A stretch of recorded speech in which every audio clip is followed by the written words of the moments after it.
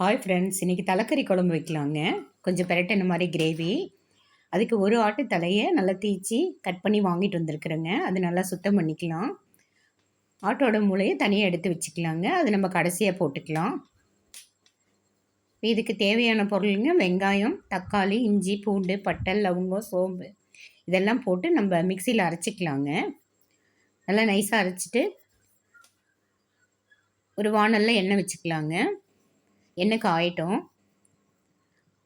அரைச்ச இஞ்சி பூண்டு பேஸ்ட்டை சேர்த்திக்கலாங்க. இஞ்சி பூண்டு, வெங்காயம், தக்காளி, கரம் மசாலா எல்லாத்தையும் சேர்த்திக்கலாங்க. பச்சை வாசனை போக நல்லா வணங்கட்டும். இப்போ கூடவே இப்போ தலைக்கறியை சேர்த்திக்கலாங்க. அதையும் சேர்த்து நல்லா பெரட்டி விடுவோம். மிளகாத்தூள் சேர்த்திக்கலாம். மிளகாத்தூள் மட்டும் சேர்த்துனோடனே நல்லா பெரட்டி விடணுங்க. அப்போ தான் பச்சை வாசனை போகும், கொஞ்சம் கலரும் கிடைக்கும். இப்போ மல்லித்தூளும் மஞ்சத்தூளும் சேர்த்திட்டுங்க. இதையும் கலந்து விட்டுடலாம்.